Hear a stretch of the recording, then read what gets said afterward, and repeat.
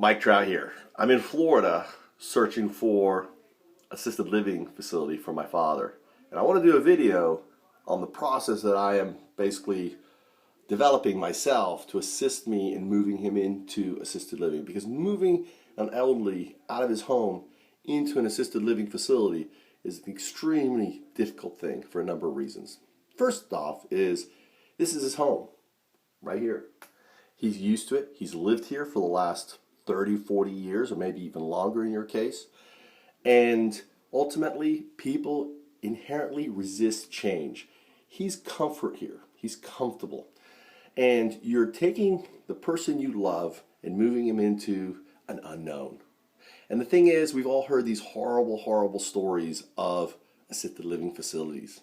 And the last thing you want to do is take your loved one into one of those homes.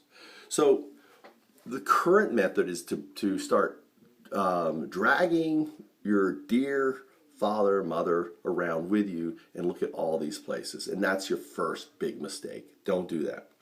Another mistake is to give out your actual home address and your home phone number to these people, because then they're going to basically ring, ring, ring constantly, and that's another form of torture.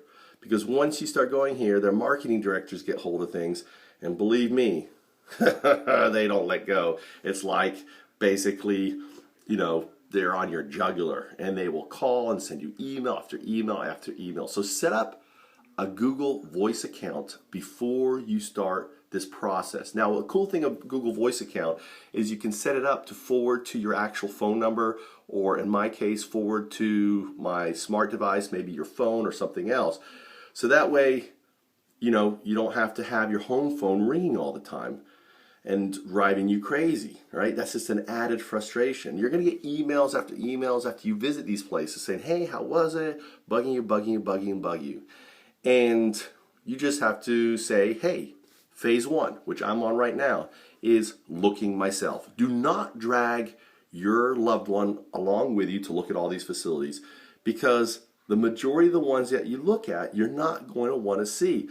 And the process is just going to end up frustrating the loved one by dragging them along. So go there, meet. There's some great resources available to you, and I'll put some links to them below that I've gotten and that you can actually just click on. I'll set it up as an open Google Doc that you can then print out, and you can start assessing these places. The key things that you're looking for yourself is smell.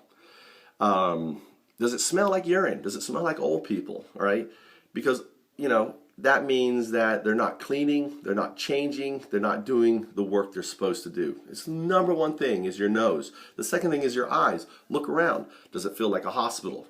Does it look too insensitive? Are the people smiling? Are they just lingering around? Are the staff engaging with the people? It's very important too, for example, to look at the lunchroom.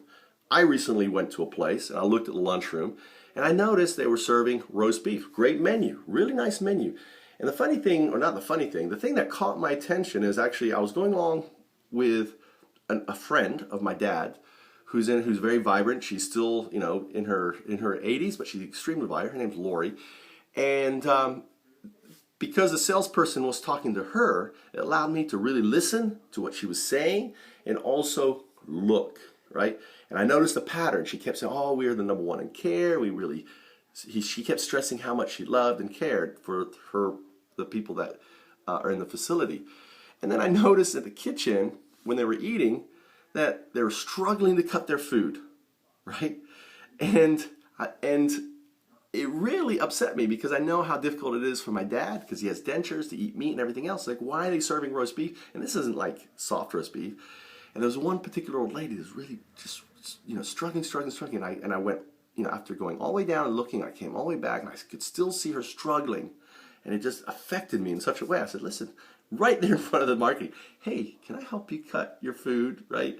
So I cut her food up and everything else. And so, oh, you should hire. And they were all excited, right, about that. And it told me that this wasn't a place for my dad. And I told her that at the end of it. I said, you know what, this isn't a place, and for him. So do the preliminary visits yourself, with or another elderly person who isn't ready to go in but has the strength to go along with you, right? I have a great partner in that case. And look for those things: the smell, how they're treating, the look, and also there's important questions that are in this document that you should be asking. Another important thing is, what is your average rate of increase per year? Gotta grab the phone. It's probably maybe Lori wanting to go. Yeah, it was Lori. And now she's reporting to my dad, which is great. Having another elderly companion that your father respects and loves working with you, who isn't ready to go, like a dear friend or a neighbor, is really, really, really a good thing, because you can work together. The dynamics of decision making, it's always good to have two people versus one. You know, there's always say like the dynamics of three. So you want to keep it down to, you want to be the point person for your family. That's the other thing. Good problems with your family. So I am the point person. My sister and my brothers, they're deferring to me. They've appointed me to take care of this. So I am the executive. I'm also the executor of the will. So, and I'm the one who was raised by my dad more than anyone else in my family. So I've defaulted de facto as the person responsible. So as a family, you should pick one person to make that decision, right? And then as that executor of that decision, and again, ultimately the decision maker is the person that is looking, is focusing on a three-phase method, which I'm going to share with you what it is, what I'm doing. So phase one is sort through it all yourself. Phase two is put them in for a 3-day stay. Now I've gotten a free 3-day stay, which is great, because basically I told another facility I'm not interested. As far as I'm going to go is Spring Hill. You're in Port Richey. I like this place in Spring Hill, so I'm definitely going to, you're going to see a place that I like it, right? I'm definitely going to, have him experience this place, or it's going to be in one of his places that he chooses, right? Once you found that, that's great, because now you can leverage that with the other ones. And you can basically say to the other ones, I'm sorry, but I like this one. I'm going to be sending them to try this one. And unless you're offering like a 3-day free stay, and if my father turns around and says, yes, I really love it, he makes a friend there, or, because ultimately it comes down to him. It doesn't come down to you. And ultimately it comes down to what he has in resources. And I'm going to do another video on that, follow-up video on how, if he's a VA, to get VA assistance and other things, because there is up to nearly $3,000 a month that you can get from the VA to assist in living in basically a retirement home. So that's going to be another video that I will do. So if you like that video, if you like this video, you can click here and support my videos. All my videos are ad-free. All my videos, I've got over 2,000 videos.